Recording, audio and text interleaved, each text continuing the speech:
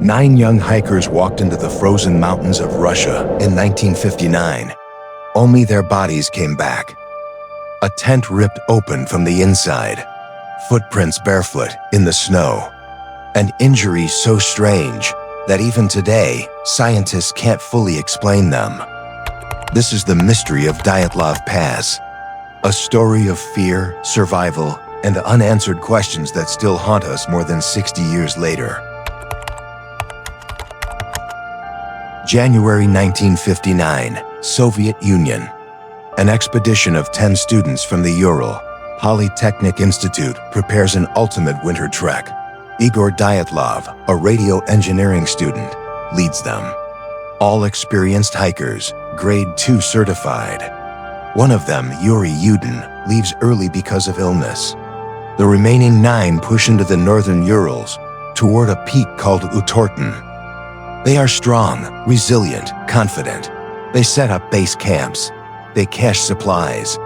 They face cold, snow, and wind, but nothing they can't bear. February 1st, 1959. The group camps on the eastern slope of a mountain called Kolatsyako, which in the local Mansi language means dead mountain. Night falls. Temperatures drop well below freezing. They retreat into a tent. The tent is pitched after they clear snow from a slope, creating a flat platform. But something changes, something unseen. In the darkness, in the biting cold, fear takes hold. Footprints are later found, some barefoot, some wearing nothing but underwear or socks. They fled the tent, cutting it open from the inside. Where did they go? What nature or something else caused this panic? Rescue teams find the tent first. It is torn open. Finely arranged supplies still inside. Boots, clothes, most of them left behind. Nearby, under a cedars tree, 2 dead bodies, Krivanashenko and Doroshenko, found shoeless and nearly naked. They tried to build a fire. Between the tree and tent, more bodies. Dyatlov himself among them. Kolmogorova Slobodin, sprawling as if trying to get back to shelter. Then, weeks later, 4 more are found in a ravine, buried under snow, their injuries more puzzling. Severe chest and skull trauma, broken ribs, yet little external wounds. Some bodies missing tongues, eyes, parts of face, soft tissue damage. Yet clothing carried radiation traces. How can a cold night, snow, and wind produce such horror? The Soviet investigation in 1959 concluded only this: the hikers died due to a compelling natural force. But what does that mean? Hypothermia was listed for 6 of them. 3 had fatal physical injuries. 1 had a fractured skull. Others had crushed ribs.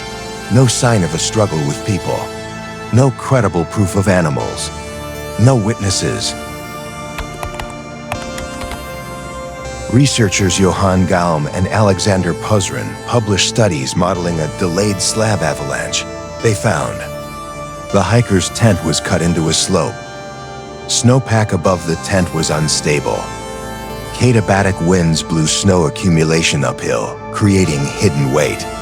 That night, a snow slab might have shifted, possibly collapsing part of the slope, pushing snow into the tent. Not a massive avalanche, too small to leave obvious tracks later, but enough to force them to evacuate in panic. They fled into icy darkness, underdressed, confused. But temperatures were brutal. Hypothermia set in fast. Still, some injuries, especially chest fractures and skull damage. Those are harder to explain purely by snow. Over 6 decades, people have proposed ideas. Some scientific, some bizarre. Katabatic winds, destructive gusts that push snow, chill air, and disrupt breathing. Could fear and disorientation explain why they fled without shoes or coats? Infrasound, low-frequency sound waves created by wind over ridges that can cause panic, anxiety, hallucinations. Could the mountain itself have driven them mad, even briefly? Other theories: secret military activity, tests of weapons, radiation found on clothing fueled some suspicions. Some even talk of UFOs, paranormal lights in the sky. Local legends, indigenous beliefs. None have full proof. All hold flaws. Why did they cut the tent from inside? Why leave behind shoes and outer clothes in freezing cold? Why were some bodies found far from the tent, nearly a kilometer away? Why fatal injuries like broken ribs and skulls with no external trauma?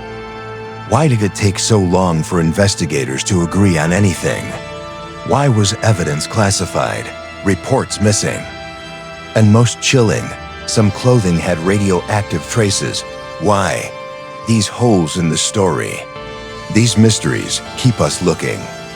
These were young people, students full of hope, dreams, laughter. They left their homes, backpacks, cameras. They took photos, shared meals. Then one night, on a snowy slope, something broke them all. Families wait for answers. Historians dig through diaries, scientists run simulations. But answers, they remain distant.